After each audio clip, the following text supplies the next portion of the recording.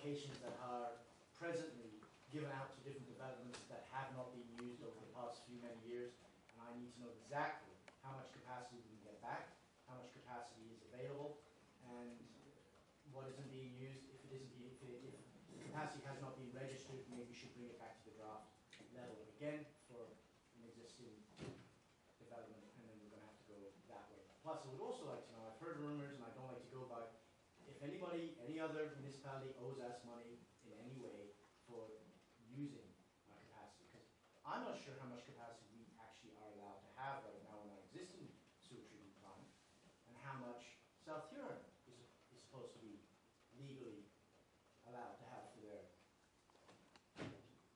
sewage treatment plant. I mean, we don't even know that. So, I have some really serious problems with what's being discussed right now.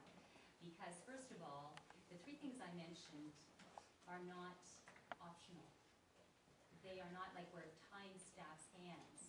We cannot make this decision unless we have a clear idea on those three issues.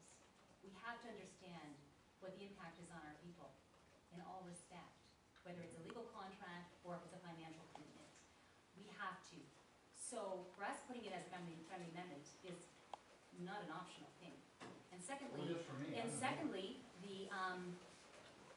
fact that our lawyer is negotiating with Blue Water, and we haven't even seen what they're negotiating with, I have a real problem with that. We're the ones accountable to the people, and we needed to see that, and we needed to say, yes, that's acceptable. We'll stand behind that. If you as a lawyer take it to the other lawyer. We haven't seen this agreement that they've offered, and that's a problem. And I also do not agree, and I will not accept there are only two options.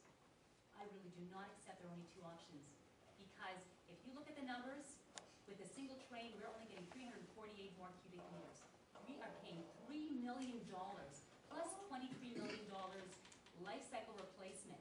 We are only getting 348 more cubic meters. That is stupidity. We can get that same amount by just renegotiating with the Pinery, who has 211 more cubic meters than they need, and putting in a blue prop. We can get almost that same amount and pay $1.5 million life cycle replacement instead of $23 million. This is stupidity. We have options available to us. So I say it is not optional that we don't have those three things I mentioned. We have to get that. If we're going to do due diligence as councillors before this public, we have to have all the information before we make the decision, and we cannot have it on the day we make the decision, because that is insulting to us. Councillor Bunce. Well, thank you for telling me how to feel. I'm making this really clear. This discussion will be held next month. If any member of this council has questions about what they need in order to make an informed decision, you're an email away from staff. And you're well within your rights next Monday. If you still have information that hasn't been sent to you by the date you require it, vote no. That's not fair. I guess what I'm saying is I don't want to have this discussion tonight. This discussion is for next week. And if there's information you feel you don't have at your fingertips now, and that you feel you need in order to make an informed decision, request it. But I don't want to, I may have questions you might not have. I don't want to restrict staff on this. If I have questions, I'll send them more questions. But next Monday is the time for this discussion. Councillor Scott. I like what Councillor Underwood said about the usage and the allocations. I have another rumor that I've heard, and I'm going to throw it out, and it's that South Bend is in receivership. And if that's so, that's an awful lot of allocation sitting there that isn't being used. I also have another concern, and again, I don't know if this is factual or another rumor. I understand that there's some money owed, and I'm wondering if they are in receivership. Having worked with my husband as an accountant, I know exactly what that's all about. If they owe money, or there is money owed, have we put a bill into the receivers to be able to at least get our claim, because when they go into receivership and the final end comes in, there's an amount of money that you get on the dollar back. If we're owed X number of dollars, then I would like to have our share in there, knowing that we're going to get money back on something that, if we don't put a submission in,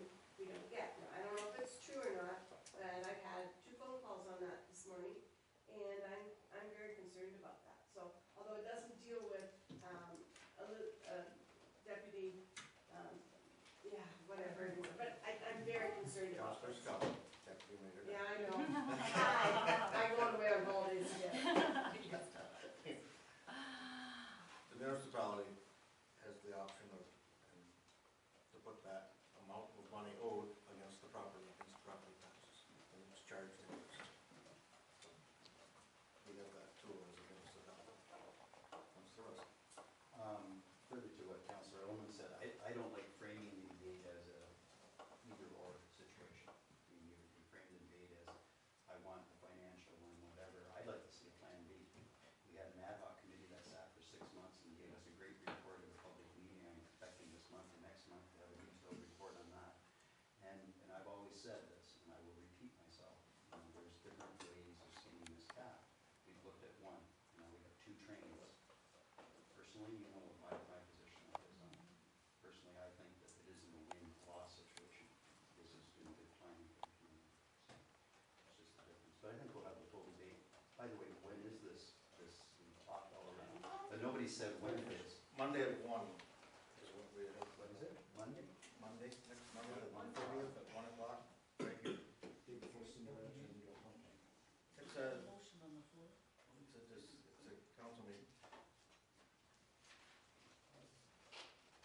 Here? Yes. That would be, we'll include that date and time in your motion. Doug? Yep. Include that date and time in the motion. Pretty good. And we want the full range of information available. I'd like to have a vote call. All in favor of that motion? My motion. Yeah. All in favor of that? Opposed? That's carried.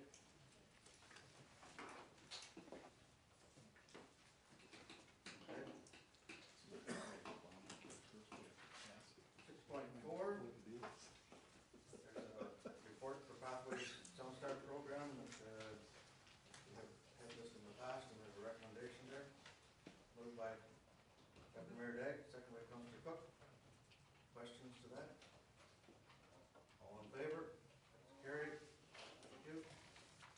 6.5 is a planning report, regarding the removal of the holding zone for the right development, 77 Main Street East, Granville.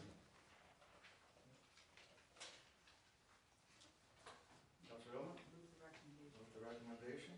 Second by Councillor Underwood. Questions? Good to see this happening. All in favor? Carried. Thank you.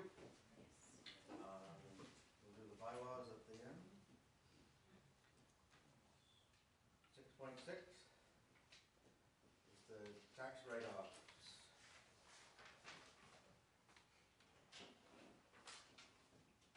There's a recommendation there.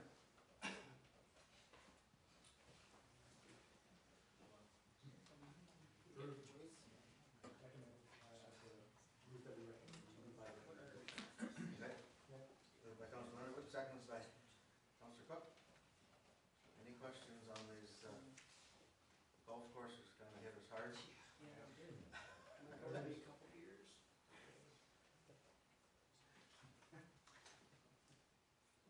Okay.